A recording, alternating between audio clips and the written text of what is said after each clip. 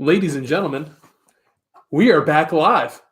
I know it's been a couple of days, but we've been wanting to do this video for a very, very long time, especially after the very first move that we're going to talk about. But first, I got to introduce this guy right here. You might know him. You probably like him. I mean, maybe you love him. I don't know. But Aaron, what's up, bro? What's up, man? What's up? What's up, man? What's up? And so, guys, let's go ahead. Let's jump into this. First off, the number one thing we got to talk about, Odell Beckham getting traded to the Cleveland Browns. And originally you hear that and you're probably going to think, oh, it's the Cleveland Browns. That's so sad. But what has happened with the Browns now is absolutely ridiculous. And all they had to do to get him was trade a first, a third, and Jabril Peppers. Like, what a steal of a trade that was, Aaron. Well, Jabril Peppers is really good. But yeah, I mean, when it comes to just giving a first and a third up pick-wise for someone like Odell Beckham, who arguably is the most talented receiver in the NFL. Yep. I mean, drama aside that he might come with, or choreographed dances aside he might come with, he is the most talented receiver. So it's just wild. On paper, they have the best team in the AFC. I'll say that on paper. Well, not only that, but on paper, they're potentially now the Super Bowl favorites. I mean, on top of that, they also added Kareem Hunt. And that's an insane pickup. I get that he's going to miss the first 4 to 6 games of the league season. 8 games. Oh, it's 8 games guaranteed now? Missing the first 8 games, but they have Nick Chubb. Yeah. Who last year was my fantasy horse, and I rode him to the finals. And outside of that, they've added Olivier Vernon. They've added Snacks Harrison to the defensive line, who is a Pro Bowl, all-pro defensive player. I mean, on paper, the acquisitions they've made is you can tell that they're going all in. Oh, yeah. That they're doing it in the next 3 years. They're not winning a Super Bowl ever. Yep. But in my opinion, you got to beat the Patriots to be the best. Yep. And that's going to be the difficult part for everybody. I mean, you guys heard us talk about it on our last NFL video, that the Patriots, the reason why they are so good is that the instant that they get to the playoffs, nobody can stop them. They're a different beast. Tom Brady's a different beast in the playoffs. Tom Brady's a different beast. Bill Belichick is a different beast. Like, they just turn up their game plan to that next level. And you can't stop them. There is another juggernaut forming in the AFC with the Oakland Raiders. You can't deny it. With the moves that they've made this offseason, that outside of the Browns, they probably have the best offseason so far. I mean, that's true. And they still do have 4 first-round picks. Yeah, they got Antonio Brown for a third and a fifth. Marcus, I'm sorry that the Giants did have to trade away Odell Beckham Jr. for you. I mean, I'm not sorry. I mean, I guess I'm not sorry. This is what Gettleman gets. Gettleman's a terrible GM. This is what he deserves, and that's what happens. So, Marcus, you got to switch to the Dolphins now, bro. Yeah, you got to switch to the Dolphins now, or just become a Jets fan, you know. Or I mean, they did get Le'Veon Bell. They did get Le'Veon Bell, and you know what? That's a hell of a transition here, and we might as well talk about it because that's the second biggest signing of after all the drama. Yeah, we'll skip over the Raiders like the rest of the NFL does anyway, and move right on to the Jets. All right, but realistically, you talk about this was what everybody was waiting to see was going to happen. Yeah. Where was Le'Veon Bell going to go? And he winds up going to the Jets. Of all teams, the Jets. Why the Jets, Aaron? I think they were the only team in on him. Really? I honestly believe that, because if you're Le'Veon, you're supposed to have the pick of the crop, and you get signed for 4 years, $52 million, when you were supposed to be rumored to be getting an $85 million deal. There's linebackers getting the money he was supposed to get. And that might be because teams might think he's a headache. Teams might think I just saw the Dolphins have tasty cheerleaders comment. Thanks for that, Marcus. Threw me off guard there. But no, the Jets, they don't care about any drama that's going to be coming their way. It's New York. They're used to it. They're used to the spotlight there. And I think that, I mean, if you look straight at who they signed, C.J. Mosley got a 5-year, $85 million deal. That's what Le'Veon was supposed to be getting. Yeah. And C.J. Mosley was besides Le'Veon Bell, he was probably the biggest free agent that was out there. Yeah, I would agree that he was probably the biggest, just because of his age and probably the potential that he has. But when you just really look at it, with a magnifying glass, there was probably no other team in on Le'Veon at all. And he had to just take what was given to him because it was silent. His entire camp was silent. And that's the weird part about all this is it makes you wonder if maybe the NFL, to an extent, blackballed him for not playing the entire league year. I wouldn't say the NFL did. I'd say maybe the owners did. Maybe the owners were taking – because the Steelers owner Art Rooney, yeah, he's very well known. He's also well liked. Yeah, he's a well-liked guy, and maybe other teams were just taking his side and saying, you can't do that. And you can't act like that. And that's where, personally, I agreed with what Le'Veon did. I personally think that a player deserves to get paid, especially one of his quality, where we're talking no running back has done what he'd done since Jim Brown. Well, it's not necessarily that he wasn't going to get paid. It's that he wanted to get paid and have security of where he was going to be. Exactly. He wanted to have the financial security. He wanted to be able to be there long-term. And I understand completely where he was coming from. I think players do deserve a bit more power, especially in the NFL where nothing's guaranteed. Yeah. Outside of what your guaranteed money is on that contract, you get nothing. And, people talk about, because, it's something we could talk about later, but people are talking about, Kyler Murray coming to the NFL, potentially being the number one overall pick. Yeah. But then you're looking at the money that Mike Trout just got of 12 years, $430 million. I just want to say one thing. Over that 12 years, he's making $98,000 a day. Yeah. Not even playing. He's making $221,000 a game. Yep. $221,000 over 162 Yeah, where games. you at, Ronaldo, bitch ass? Anyways. 400 and that's ridiculous money. And people talk about what's going on in the NFL. And that's ridiculous money. You'd never see a player like that in the NFL get money like that. Nope. Ever. We're freaking out over dudes getting $85 million deals. Meanwhile, Mike Trout's making that in the season, laughing at him. He's making that from the Nike endorsement. Marcus, she will be out here in 2019. Quite literally, she will be out here in 2019. Yeah. Supposedly June 7th, 2019. But thank you, man. I really do appreciate that. But I want to move back to the Raiders. Yeah, I was no matter what, because I wanted to go through the two biggest acquisitions. And then this was the next biggest acquisition, which also then goes into what the hell, Steelers. Antonio Brown goes to the Oakland Raiders, which is so perfect. That's just for a third and a fifth. It's poetic that he would end up as a Raider. Here's the thing. Antonio Brown is possibly the best wide receiver in the game right now. I'd say he is the best, yeah. You can make the argument between him, DeAndre Hopkins, and Julio Jones. Those are the top three guys. I would say far and away Antonio Brown. But but in terms of receptions and what he could do after the catch, it's Antonio Brown. Yeah. And him going to the Raiders for a third and a fifth, that just shows the value that a 30-year-old wide receiver. A 30-year-old wide receiver that brings baggage. Yep. Or people think is going to bring baggage. I don't think he's much of a drama queen. People want to say he is, and that's because he had beef with Ben Roethlisberger. Big Ben's a dick. I don't care what anyone says. You've always heard it. You've heard it for a while. Everyone's heard it. There's girls in bathrooms that heard it. Yikes. My bad. Sorry, YouTube. TOS.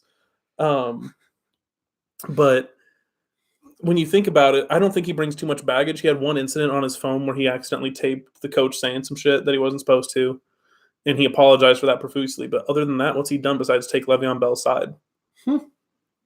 He doesn't really do anything outside of do some dances in the end zone. Can you really think of anything he's done newsworthy? What's he done that's been a diva? Other than the fact that he just this season, I guess what's also that we aren't in Pittsburgh, we're not going to hear all of the stuff. We're not going to hear everything that he does, but that's the thing. In terms of stuff that he's done is national news. Yeah, nothing that he's done is made news. He's never done the Terrell Owens workout in your driveway. He's never had the crying, that's my quarterback moment. Yeah, no, he has not had anything to that extent. Exactly. And I just think, and the Raiders picking up him is a massive. The Raiders have done work this offseason, which is why I was saying they've had probably the best offseason outside of the Browns, just because I think the Browns had more in place already. Baker Mayfield's a better quarterback than Derek Carr, in my opinion. But they picked up Tyrell Williams. They picked up Trent Brown, LaMarcus Joyner, Vontaze Burfict. All these guys are immediate contributors. Tyrell Williams might get looked over, but with the Chargers, he was a hell of a receiver, getting 800 yards receiving every year. Yeah. He never gets hurt. That's the kind of guy you want to have on your team when you don't have any receivers like they didn't last year. Giving Derek Carr two legitimate threats to throw to, giving him a guy on the left side of the line to protect his blind side. getting LaMarcus Joyner to shore up the safety spot in the DBs and getting Vontaze Burfict to be your attitude in the middle. Yeah. I mean, it all kind of worked out perfectly for the Raiders. And then if this team stays together, imagine them in Vegas. Vontaze Burfict in Vegas. Oh, my God. He's going to kill people. Yeah. Like, this is – I mean, we're basically going to have Ray Rice 2.0. Yeah. I mean, Ray Rice. Yeah. Ray Lewis 2.0. Yeah. I'm glad you knew what I meant. But, I mean, he could hit a woman in a later. I mean, you never know. But, Marcus, this is Larry Fitzgerald yeah. and Buda Baker. Buda Baker. But I mean, the Raiders have made some huge contributions already to their team by adding who they've added. And then you also talk about the fact that they have 4 first-round picks. 3. I think it's 4. I think they have like 4 and then a mid one. They have 4, 24, and 27. Okay, so that's what it is. They have 4, 24, and 27. Yeah. Like, my personal hope is that the Cardinals are still going to trade back with the Raiders, trade number 1 overall, and then our 3rd round pick, and possibly able to get 4, 24, and 27. That's the ideal scenario. And this is – I have so many people ask me, what do you think the Cardinals are going to do with the number 1 pick? I have no idea. This is the thing. They've done it perfectly. Having the number 1 pick, this is exactly what you want. Steve Keim's in his office laughing somewhere because no matter what you say, it's yes, he's doing it. Yep. Whether it's, is he trading the first pick? Yeah, he's doing it. Is he taking Kyler Murray? Yeah, for sure he's doing it. Is he taking Nick Bosa? Yeah, for sure. Quentin Williams? Why the fuck not? We're taking everybody. We out here in 2019. That's exactly what you want when you have the number 1 pick. You don't want anyone to know what you're doing because it just jacks up the trade value of either your number 1 pick or Josh Rosen. Yeah. Whom the Giants, getting rid of Olivier Vernon, getting rid of Odell Beckham, it just, do they get Josh Rosen now and believe that he's the quarterback of the future? Because if you take him, you have him for 3 years on only $6.24 million. Yeah. That's a hell of an investment in my eyes. Even if he doesn't work out, $6 million. Oh, well. Yep. Who cares? I think Eli Manning makes that in like a day. Yeah, basically. I mean, he's Eli Manning, so I'm sure he's making something. Yeah, and they also added Kevin Zeitler and Golden Tate, the Giants did. Yeah, I mean, the Giants have made some decent acquisitions, but at the same time, they got rid of the best wide. Like, once again, we talk about the best wide receivers. Odell Beckham is possibly the best wide receiver in the game. I mean, here's the thing, though. If in their locker room they felt he was a detriment, then you got to do what you got to do. And getting a first-round pick isn't bad at all. They got a first-round pick. They got a safety. They got 2 firsts now. They got a safety in Jabril Peppers, who is probably the most versatile defender in the NFL right now. He can do nickel corner. He can do outside corner. He can play free safety, strong safety, linebacker. He doesn't care. He goes all over the field, and he just wants to hit people. Yeah. And you pick up a guy like Kevin Zeitler from the Browns, who's a hell of a guard when your issue has been offensive line. They've lost some big pieces, but they've added. Yeah. They're going to have 2 first-round picks, which one of them, I mean, I think it's 17 they have. They could use to get Josh Rosen. I mean, the Rosen to the Giants is the one that to it just makes sense. It makes the most sense. He's so white and tall and Jewish and cocky and so New York Giants quarterback. Tell me I'm wrong. Phil Simms, Eli Manning, that's what they want, tall and white. And he's Jewish. Like, he would fit in perfectly with the community in New York. Perfect. Like, I'm being real here. He would have a sponsorship from all the delis. Yeah, he would literally have his own sandwich, guaranteed. God, he's not Jewish though. He's atheist. I mean, said it. I mean, but anyways, so let's go ahead. Let's move on. We have to talk about the fact that how the fuck are the Rams still being able to add people? Like, after the offseason they had last year, how much money they spent last year, and then they're still spending money. Like, Aaron, look at the list of players. I know. The thing is the money they've committed to players hasn't been guaranteed. It's been big deals on non-guaranteed contracts. So guys like Ndamukong Suh are gone. They're not paying him that money. They re-signed Dante Fowler with that money. They pick up guys like Clay Matthews on a 2-year $11 million deal. Ooh, who cares? Next year he's gone. They don't have to pay him. Eric Weddle on a 2-year, $13 million deal. Okay, after this year, they don't got to pay him. That's how it works. They sign guys on these 2 to 3 year deals, and you don't got to pay them after. Like, you got to pay them for the 1 year. Well, but still, I mean, they got Blake Bortles to be the backup, and I mean, he said it himself. He wasn't in the league. He'd be doing construction, ripping cigs somewhere. So, I mean, he's lucky just to get a job. But like, I'm honestly shocked at the amount of people that they continue to be able to bring in, and the fact that they already. I mean, and the reason why is because they haven't had to re-sign a quarterback yet. They haven't had to re-sign anyone, and that just goes to show. I mean, they have paid Todd Gurley. What's he getting? $40 million. $50 million? He is getting a good amount of money. Yeah, Todd Gurley. I mean, he deserves it, but it just shows what good drafting does and what a clever front office can do. Because they make these signings of veteran players like Ndamukong Suh, where they'll pay them for 2 years, sure. Don't need them anymore. There is one team I definitely wanted to look up, Aaron, because I know for a fact I've got a fan from their team, and that's the Panthers and who they've picked up so far. I know who they got. Stugatz. He got no one. But I mean, Aaron, we can continue down this list. I mean, another big signing, in my opinion, was Washington picking up Landon Collins. Oh my gosh, just a hell of a player. He's getting $85 million over 5 years, I believe, and deserves every penny of it. I mean, Pro Bowl safety, he could be a Pro Bowl safety or linebacker. Well, and that's the thing is Landon Collins was somebody that I was surprised that the Giants didn't try to bring him back. Yeah. Like you got Jabril Peppers, which now makes a little bit more sense. Exactly. That's why it didn't hurt as bad, and you still have him on a rookie deal, I believe. Yeah.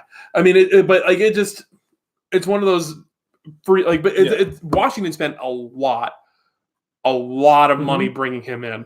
Yeah. And that's the reason why they did not re-sign him. Yeah. And I believe they re-signed Adrian Peterson as well. They did. That's right. They did. I was going to say, I was trying to remember, but yeah, he 100% did. But I mean, so far it looks like the Panthers have signed center Matt Paradis. Then they released Matt Khalil. Makes sense. Which saves them money. They re-signed Darrell Williams. They re-signed Eric Reed. And it looks like that's pretty about sure. Darrell. It's the Darrell Williams. That's the one. Yeah, I was just seeing. So the Panthers really haven't done. That's what I said. They got two guys, and they haven't done anything. They got nobody. Which the one place I could see them making a move at, if they had the cap space, because there are people that are left here that we could talk about. But like Ziggy Ansah, that's somebody I could see them going and trying to get. Ziggy Ansah would make sense inside of a defense like the Carolina Panthers. Yeah. It's the thing is do they want to commit that money to him, or do they want to allocate it somewhere else? There's not many offensive players that are going to be left at this point. There wasn't many to begin with. In general, yeah.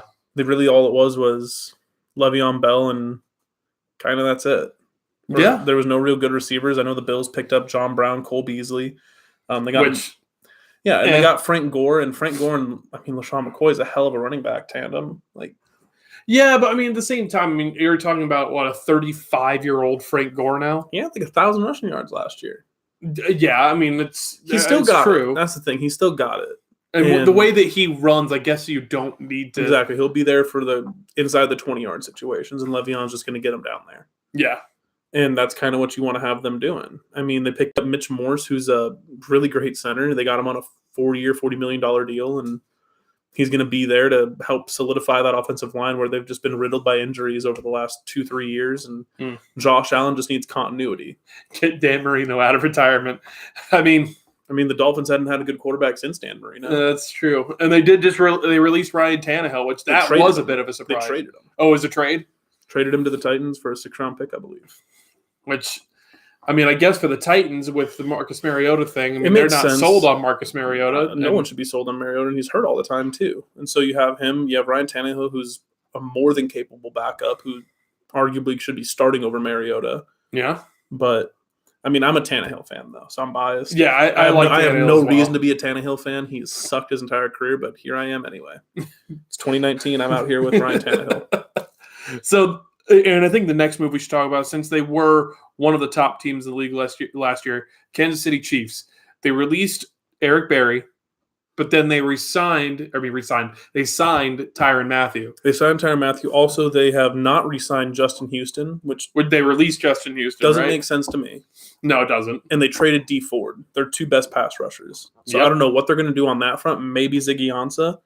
That's where that might come in. He's younger. He's more productive. And then you're talking about clearing up the cap space to be able to do that. Exactly. And the one thing that people could say was potentially the weak spot of the Kansas City Chiefs last year was their defense, even though their defense wasn't bad by any means whatsoever. Yeah, it couldn't hang with the big boys like the Rams, which not many teams could. Like that's the thing though. Once you get to these elite offenses, though, I mean, unless you have either well organized defense or a truly elite defense, you're not gonna be able to stop people.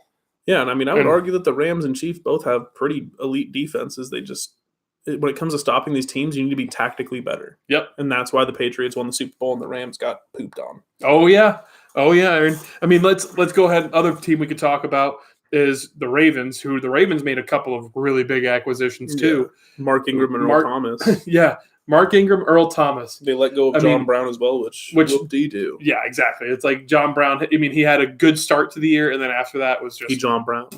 Exactly. That is the best way to put it, Aaron. John Brown. Yep. Yeah. It's he lived up to his nickname of Smoke because that's literally all he is just smoke. There's never fire. Exactly. But they picked up Mark Ingram, who muy caliente es spicy. Yeah, and what's going to be interesting now is to see what the Saints will do. They did sign Latavius Murray to basically just fill that role of power back. Yeah, he's not as good as Mark Ingram at any stretch of the imagination.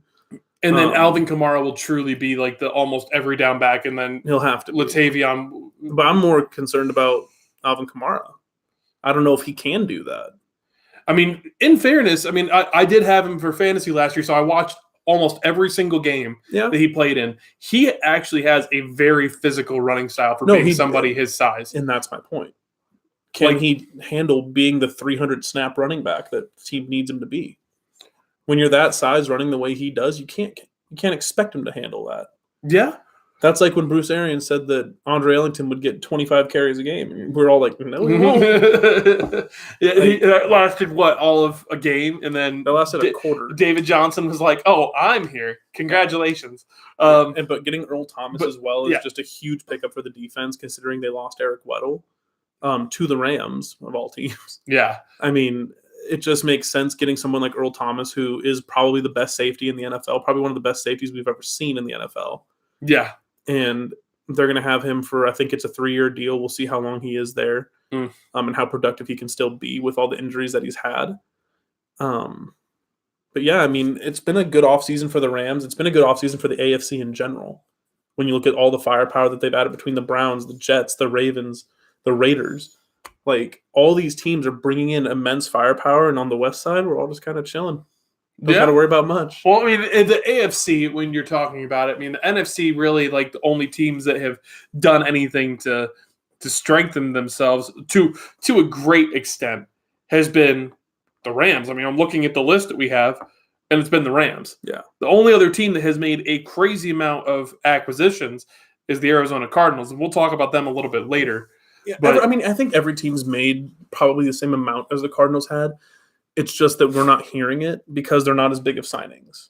Yeah, everyone's picking people up off the scrap heap. Everyone's getting people that's getting regurgitated through the league, and you always expect these are just the big names that we're calling out right now. There's multiple signings that happen on each team that fill in depth, that help with all of that stuff. I just want to bring up one thing that really bothers me about the NFL, and that's Nick Foles being a starting quarterback making $85 million. How did he scam another team? I have followed Nick Foles his entire career. I'm a U of A fan, sadly, and he's not good. That's all. He's not good. He's just not. He's the classic backup quarterback that will go out there and have 6 games, and it's just insanity. And he can't follow it up for shit because he's Nick Foles, and he can't do that. But hey, let's pay him $85 million because he won a Super Bowl one time and won a couple playoff games. Ooh, he was the MVP of that Super Bowl. He caught a pass in the Super Bowl. Let's give him $85 million. That's exactly why you give him $85 million. He caught a pass in the Super Bowl. It doesn't mean anything. But Ryan, good to see you, man. We actually have already talked about your Raiders and the fact that they've made a lot of acquisitions. Outside of the Browns, they've been the best team in the offseason. Yeah. Genuinely, they have. I mean, and that's like I was telling Andrew, I just want to see that team get to Vegas with all the personality they got with Vontaze Burfict and Antonio Brown now. Here's the thing, though. I mean, I've looked through this list. I mean, the Eagles, them getting Deshaun Jackson and re-signing Brandon Graham. It's a cool story that they got Deshaun Jackson back and Brandon Graham re-signing. It's a big deal. And the last thing I do want to talk about for a team in the NFC doing something very good, especially in the NFC North, where it seems everyone last year was log jammed together. They've really seemed to separate themselves because the Packers haven't signed anybody. Nope. The Bears haven't signed anybody. Meanwhile, the Lions have gotten Quan Alexander, who arguably was the best linebacker available outside of C.J. Mosley. Some think he's better than C.J. Mosley. They got Trey Flowers, who's one of the best defensive ends in football. And they got Danny Amendola, who, if he's not hurt, he's a solid slot receiver that's going to get you 60, 70 catches. It basically refilling the Golden Tate role. Yeah. And if they address wide receiver in the draft like they should, you got yourself a real problem in the NFC North. Yeah, I mean, and here's the thing. And this is actually a surprising one for me because I'm looking through this list, and when I was sitting in the bar at the hotel in Portland, I actually saw the list of the amount of money each team had at the moment. The Colts have a ridiculous amount of money to spend. And that's why everyone thought they were getting Le'Veon. And I'm like, wait, where is all this? Like, the thing is a lot of teams felt the need to sit out this offseason because they just didn't see the value there. I mean, but the thing is, the Colts, if they had gone and gotten Le'Veon Bell, man, it's a hell of a signing. But again, do they want to take the risk of ruining the continuity that they have in there? Yeah, they're a good team without him.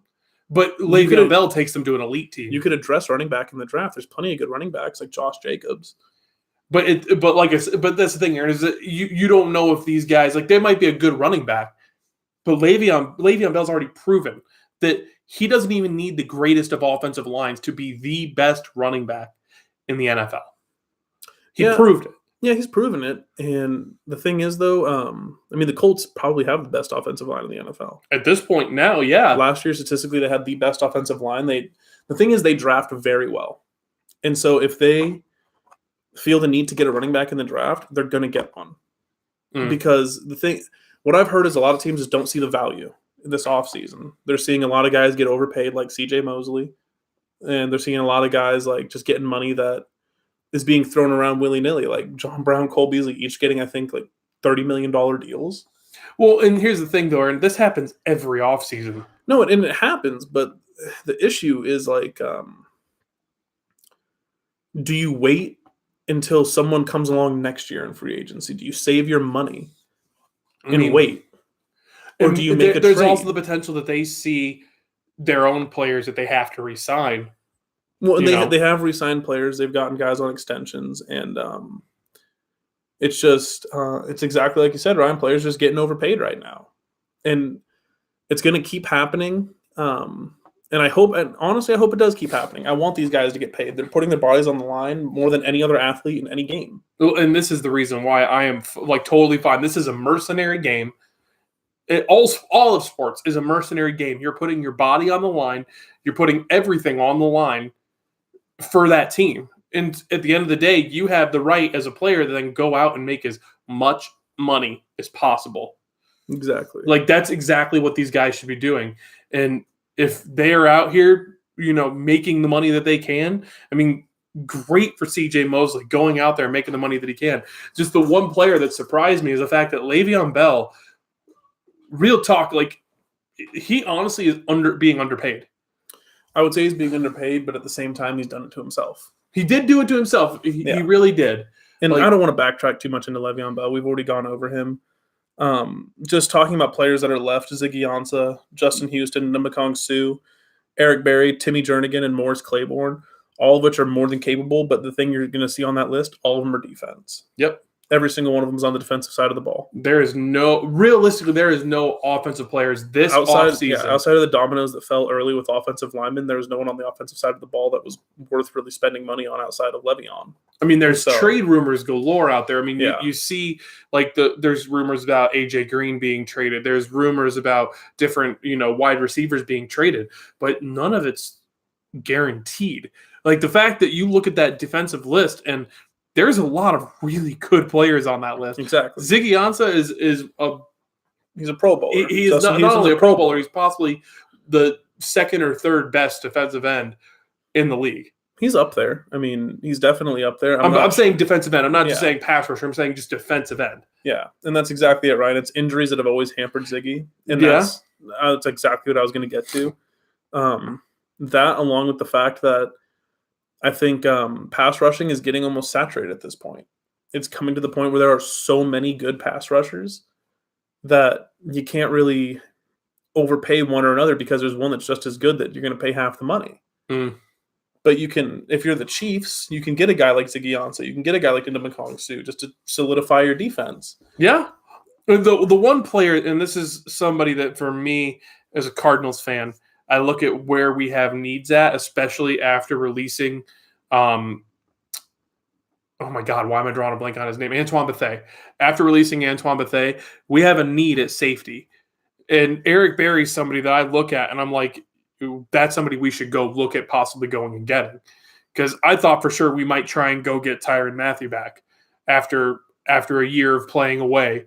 Try and get him back. You could get him back on a decent deal. He'd still be getting good money, but nowhere near the money that he was making originally.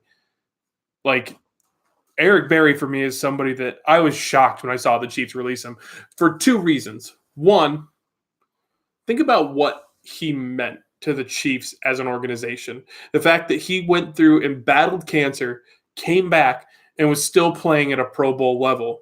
And two, the fact that he was still playing at a Pro Bowl level on a team that went to the AFC Championship. It surprises me that a team would make that many moves. And you look at it as, do you pay him or do you pay Tyrann, who I think both have the same exact injury history? One might command more money in Eric Berry because he's been a little bit more successful over the course of his career. Or maybe they see a medical history that we're not seeing and they understand exactly what they're dealing with, and that's why they would get rid of him. If you're the Cardinals, definitely kick the tires on him and see what you can get. If you can get him cheap, then maybe. I'm not sure when it comes to scheme fit for Vance Joseph. I'm not sure what he's looking for. I know that he's been bringing in his own guys. But talking about what the Cardinals have done. I mean, but we could go ahead and we can just transition to that, guys. Just so you know, we are NFL fans, but first and foremost, we are Arizona Cardinals fans. We're always going to talk about our Arizona Cardinals. And the Cardinals have actually made some really big moves this offseason in terms of free agent signings. Yeah. Like, number one, the surprising one, but it's also not that surprising, the fact that we did let Marcus Golden leave. Marcus Golden signed for the Giants. That's actually a pretty decent pickup for them because Marcus Golden previous year was a 16-sack guy. Yeah, they got him on a one-year deal. I mean, it's more of a prove-it deal because he's coming off of an ACL that he was trying to battle through last year. He came back, I think, a little bit too soon and wasn't ever fully healthy. But I just want to say, mark my fucking words. When we got Cliff Kingsbury, we did our show on Cliff Kingsbury. I said they're going to let Marcus Golden go and just draft Nick Bosa and just keep all the hype going on the number one pick. They're just going to take Nick Bosa. You did say that. You did say that. I'm still convinced we're going to trade back. It makes sense to get Nick Bosa.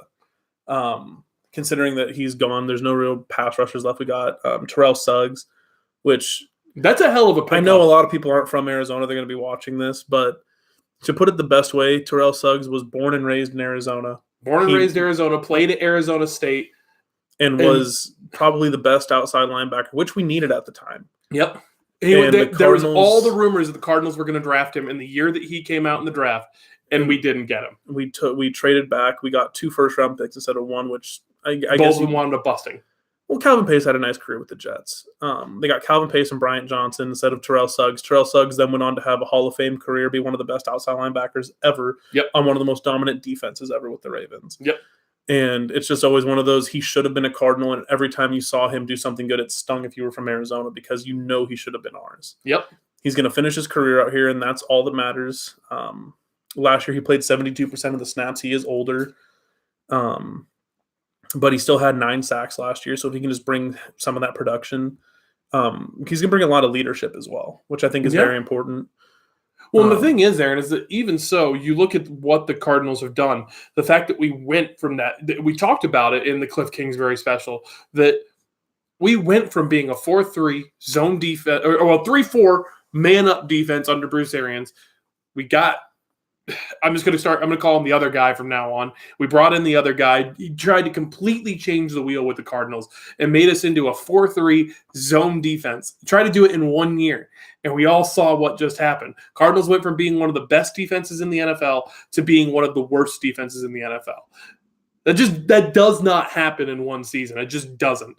And now Vance Joseph is coming in to coach with Cliff Kingsbury, somebody that has the coaching experience, and he's bringing back the 3-4 man-up defense. And when you have people like Patrick Peterson coming out and saying how excited they are to get back to what they should have been doing all along, people like Chandler Jones, who I even saw a tweet from him saying, and when he was a 3-4 outside linebacker, he led the league in sacks.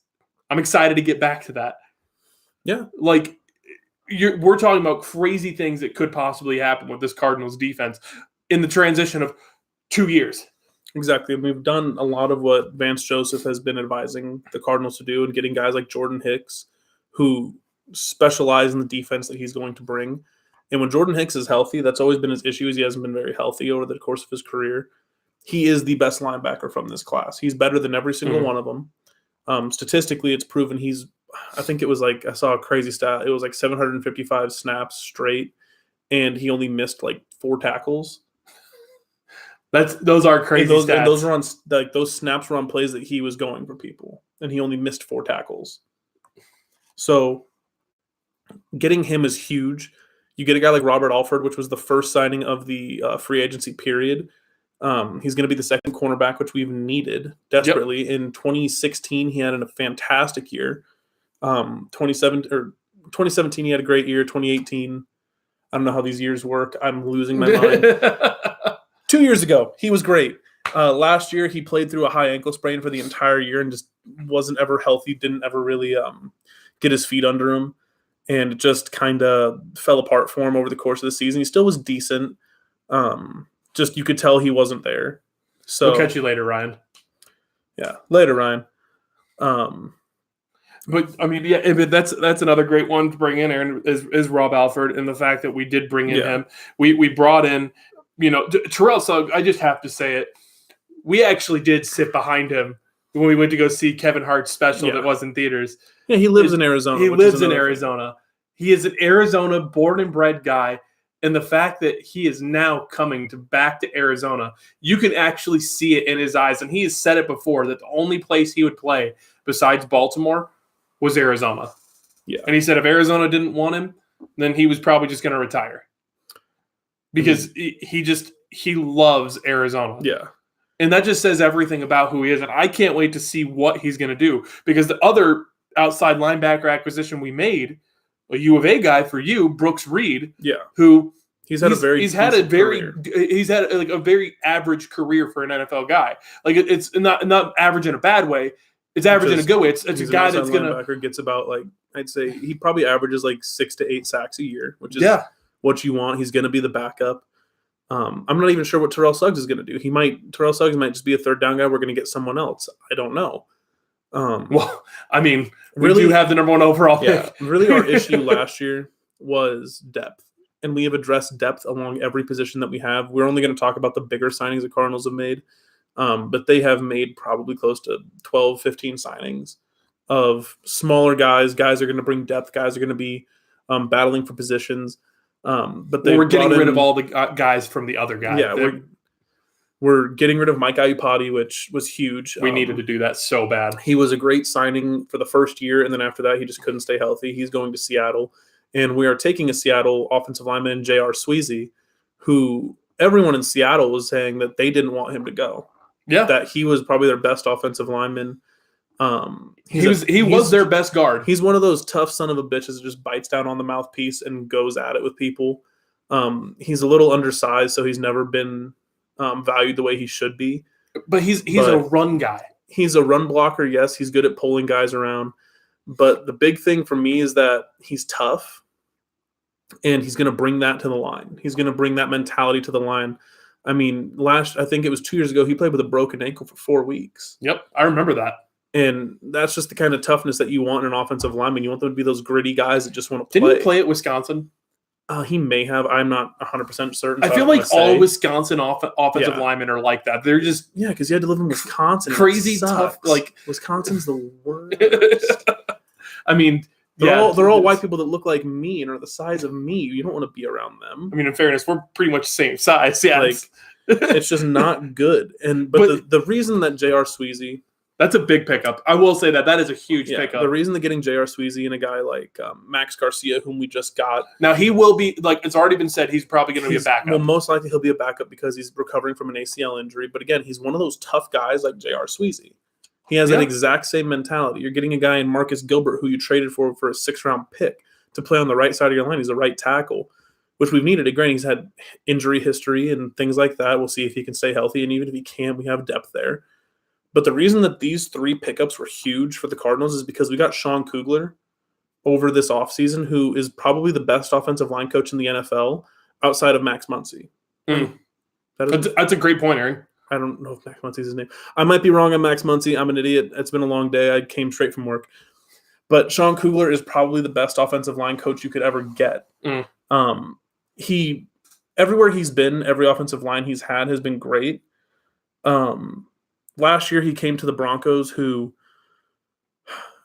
to start, or 2 years ago they had, I think it was like it was somewhere from 25 to 32 ranked offensive line. And he brought them to top 10 in a season. Well, what it makes me think is because what the Broncos did with that offensive line is they went from a certain style and they went to this zone blocking scheme. Exactly, and that's what Sean Kugler brings. But the thing is, though, he's one of those tough guys. He has that exact same mentality as these offensive linemen, and that's who he's trying to bring in. He's trying to bring in guys because the biggest issue that the Cardinals have had all on offensive line is guys like DJ Humphries and guys like Mike Iupati, and to have all the talent in the world. Well, Mike Iupati is somebody that was a tough son of a bitch. Well, the thing is, though, when you come to a situation like this, I think it's a culture thing, and they've never had that kind of like toughness bred into them or like beaten into them almost. Where DJ Humphries, he'll be out for 4 weeks with a sprained ankle. You think J.R. Sweezy's sitting out for 4 weeks with a sprained ankle? No. He's playing through that. He's icing it after the game extra, and he's trying to just work his way through it. DJ Humphries is going to sit out. Yep. You can't have that. No, Mike Iupati was doing the same exact thing before. A.Q. Shipley had that mentality before, but he was never a leader on the offensive line, so you couldn't really expect him to impart that in other guys. I wouldn't say it was necessarily he wasn't a leader. I would say it was more that he didn't have the talent. Yeah, he's not as good as most offensive linemen, but he was tough, was the thing. But now you're bringing in a guy like J.R. Sweezy, who's probably going to be the leader of the offensive line.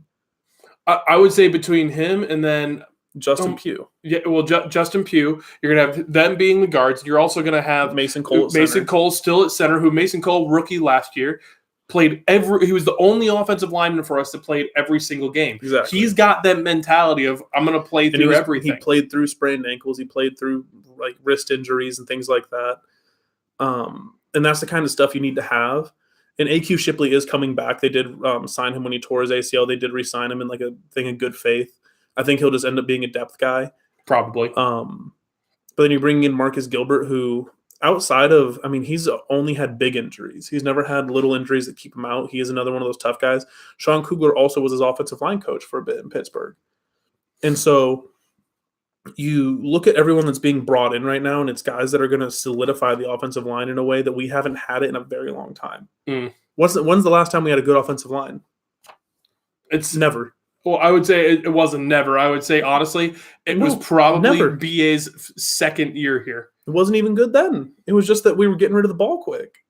It was that we were running shotgun, and then when we weren't running shotgun, we were getting rid of the ball quick. Well, but I would make the argument that when we did have Jared Valdir here, who was one of those tough son of a bitch guys, we had Mike Iupati in that first year. Outside of because that was the second year that BA was here when we got Iupati. But outside of Valdir and Iupati, I think that right side of the line had everyone get hurt. Basically. And was always leaky on that side, and you couldn't rely on it. That's true. Which, by the way, Pat, guys, did want to say hi. What's going on? Good to see it's morning there in India. It's 8:52 here in Arizona. What better way to start your day in India than learning about the NFL free agency? That's right. Hey, man. That's right. But, Aaron, and this is a low-key acquisition that I really like from the Cardinals. Kevin White, wide receiver. We need wide receiver depth. Them bringing him in, somebody that underperformed in Chicago. Let's be real about it. Underperformed in Chicago, but a large part of that. I don't even think he performed. Well, I think he played a game and a half. Like he just was always had major injuries. Well, the thing was I remember his rookie year, he had shin splints, keep him out for a bit. He came back from that, broke his leg.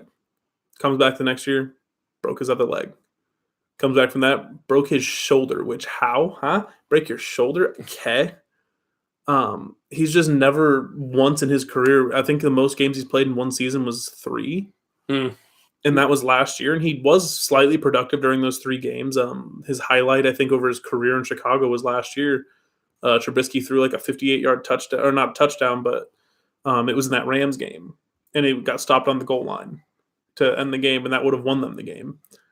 The thing is, though, he was a first-round pick 4 years ago.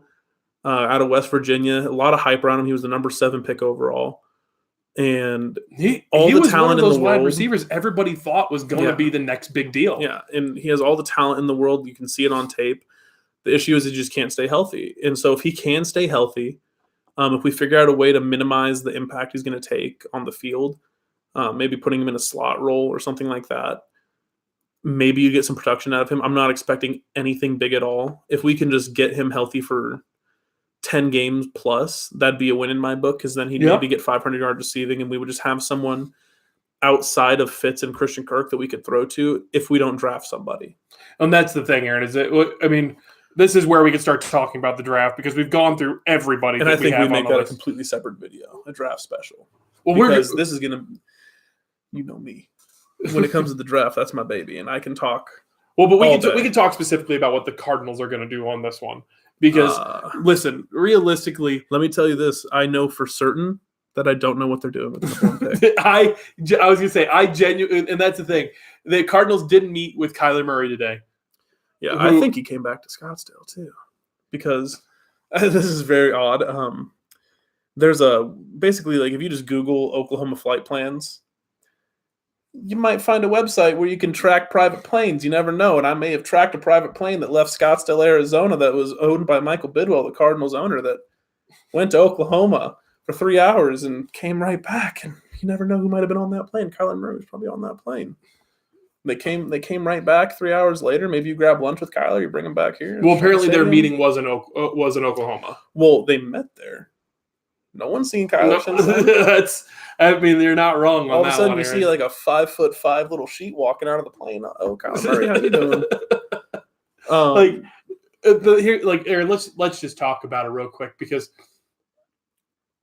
everything that the Cardinals have been doing so far to this point has been absolutely perfect with what the Cardinals have for the number 1 overall pick. You had that video of Cliff Kingsbury saying that if he had the opportunity, he would take Kyler Murray number 1 overall. Yeah.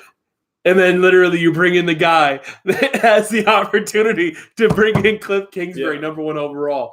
Everything that he's done at his scouting combine, at his pro day, everything that Kyler Murray has done has been perfection in terms of what he needed to do to make so basically solidify himself as the number 1 overall quarterback. Yeah, I mean, his game film, impeccable. His pro day was great. I mean, he's everything that all of his game film is exactly what you want out of a number 1 quarterback. Everyone's going to knock him for his size. I've never cared about size. I think if you can ball, you can ball.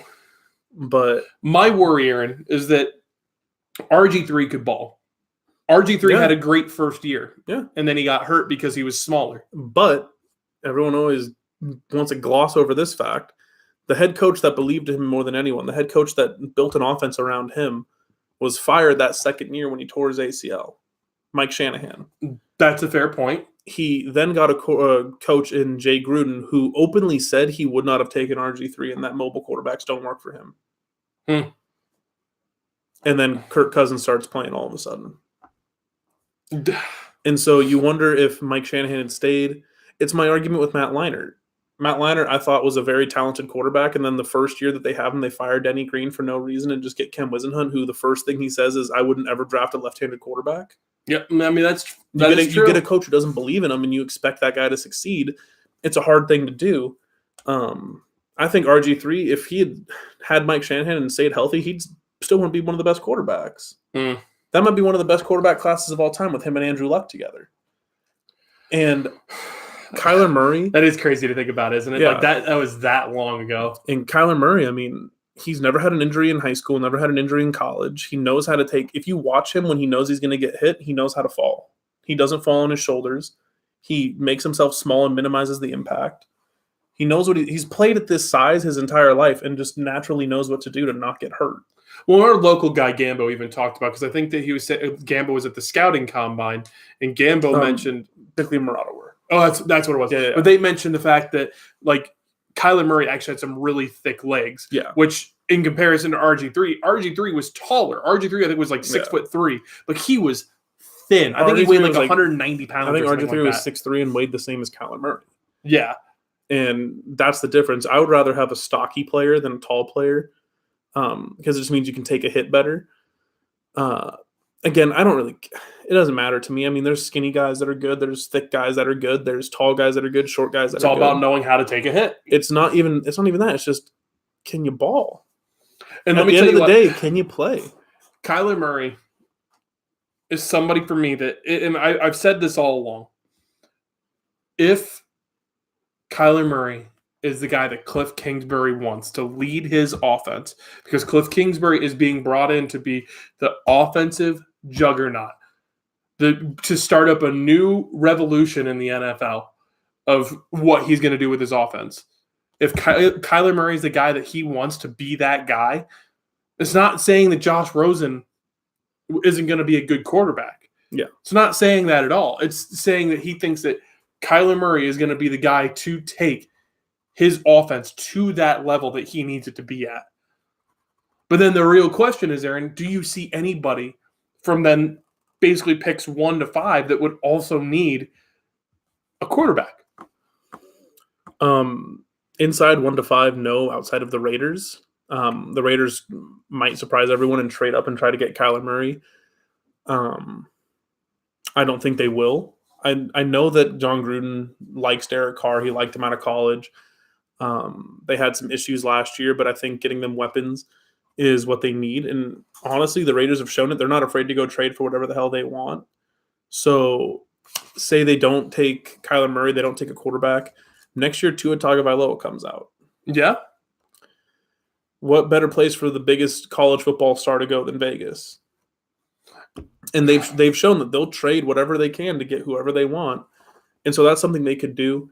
But you're not looking inside the top 5 to trade up. You're looking at guys like the Giants. You're looking at guys. Well, but what I was thinking, Aaron, and I talked about this with you before we started, I would be looking at that pick 4 with the Raiders. That if the Raiders wanted to trade up and get Nick Bosa, because John Gruden did say that it is impossible to find a defensive end pass rusher, a great one in the NFL these days. Or they stand pat and take a guy like Quinnen Williams or Josh Allen, whoever's left. I mean, there is that possibility too. The thing is, but if they want to trade up and get Nick Bosa, that's my hope. They want to trade up and get Nick Bosa. We can't talk them into that. That has to be on them. We can't come to them with that idea and say, give us 4, 24, and 27, and we'll give you 1 and 65. That's just not something that can happen. So it would have to be on them, and I don't think that that's necessarily what they need to do, because no matter what, if we take Kyler Murray, the next 3 picks are Nick Bosa, Quinnen Williams, Josh Allen, not necessarily in that order. No, but it's those all 3 three guys. of them are great pass rushers, and all 3 of them are, well, I'd say Quinnen Williams and Nick Bosa are both game changers when it comes to a defensive line, and Josh Allen has the potential to be that. He just played at Kentucky, so you don't really know. But the thing, it'd be ideal to trade that pick. If you trade Rosen, maybe you can get 17 from the Giants or 36 from the Giants and get yourself a receiver or an offensive lineman or a defensive lineman even, because after losing Marcus Golden, we haven't really signed anyone that's going to fill those shoes of every down pass rusher. I know we got Terrell Suggs, but you're not going to lean on him to do that. Yeah. I mean, I expect Terrell Suggs to play somewhere between 50 and 70% of the snaps. I'd say probably around more like 50. I would say closer to 50, but to keep him truly fresh, because he is getting older. Yeah, and so basically you're just looking at that point. We'll know more then. I don't think you're going to see anything done until draft day. What if it's Rosen getting traded or the number 1 pick getting traded or anything like that? It's not going to happen until draft day. And the Cardinals are going to try to milk every single bit of value out of that pick if they trade it. Yeah. And if they don't, then they're going to milk every single bit of value out of Josh Rosen, because I think if they do stay number 1, it's because they're taking Kyler Murray. That's the only reason. I don't think there'd be any reason to stay up there, because we don't necessarily need one of those top guys. What we need is picks. Yeah. We need players. We need guys that can play. And and that's where, again, like you said, Aaron, it's impossible to say that like that's what a team should do, because they have to make that decision on their own. Exactly. But if we were to, like you were saying, the Raiders have shown that they're not afraid to go and make the moves they need to do to get what they want. Exactly. If we go trade and get that 4th pick, the 24th pick, the 27th pick, we have to only give up our number 1 overall and, like you said, number 65. You're talking about the possibility of adding Kyler Murray, then adding a wide receiver, maybe DJ Metcalf, maybe N'Keal Harry. You never know who's going to be available at that spot. Not DK Metcalf, but yeah. Well, but DK Metcalf has gone everywhere from – I've seen him going everywhere from early in the 1st all the way in the 3rd. Here's the thing. He was a combine superstar. Over 3 years at Mississippi, he never did anything. Exactly. He never did squat there. He's a terrifying human being to look at, but he's Sean Oakman all over again. Sean Oakman was terrifying to look at. Didn't have all the production, killed the combine, got drafted, did nothing. But you look at a guy like N'Keal Harry, who is the exact same measurables as him, doesn't look as scary because he's not 1.6% body fat and made of nightmare fuel. But every year, I'd say even his just last year alone, where he had 1,000 receiving yards, he did more than Metcalf did in 3 years at Mississippi. And N'Keal Harry is somebody that I've been talking about him. You know me, Aaron. I talk about my ASU guys or my local guys as much as possible. But N'Keal Harry is somebody that genuinely has shown the ability and the production to be a number 1 wide receiver in the NFL. Yeah. The thing is, my ideal draft, it would be if we get Kyler Murray, the wide receiver I want is Marquise Brown, probably in the 2nd round with that 33rd pick. That was his number 1 target at Oklahoma, and probably, if you look at the tape, the most talented receiver in this class. It's just that he's 5'11". But who cares? But the way that we're going to be running an offense. Exactly. He's blazing fast, catches everything that goes his way. There's no stopping him. And then potentially you trade Rosen for the 17th pick, getting a guy somewhere in the middle rounds like maybe get a pass rusher. You can get a pass rusher at that point. Maybe you get a pass rusher. Maybe you get a receiver like A.J. Brown, maybe. Someone like that. Because, I don't know. That's the thing. It's tricky. If you get the 17th pick, it's tricky because there's not a lot of value offensive line-wise. There's not a lot of value defensively. Even wide receiver-wise, there's none that are really worth taking at that point. And so everything kind of becomes tricky. So if we just stay with 1 and 33, I don't want to predict a trade or anything. I'd say Kyler Murray and Marquise Brown would be my ideal. I love N'Keal Harry. It'd be cool to have him because he's from ASU, but and then he also played his high school ball here too. You know, like he's exactly an Arizona guy through and through. But I'm a fan of keeping quarterback with their number 1 target. And in fairness, though, if I remember correctly, didn't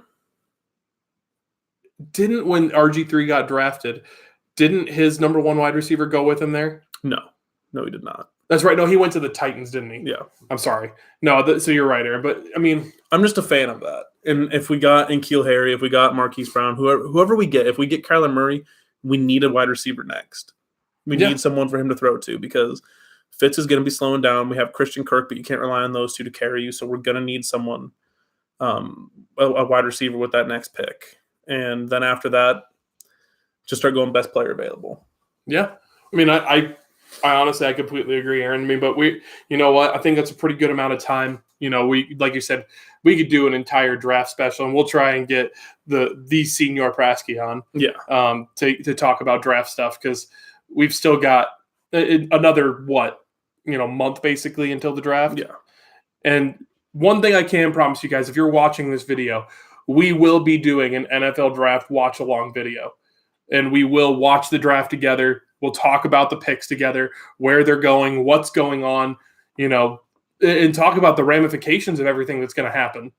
And talk about after day 1, what's gonna like who's gonna make the biggest impact. Yeah.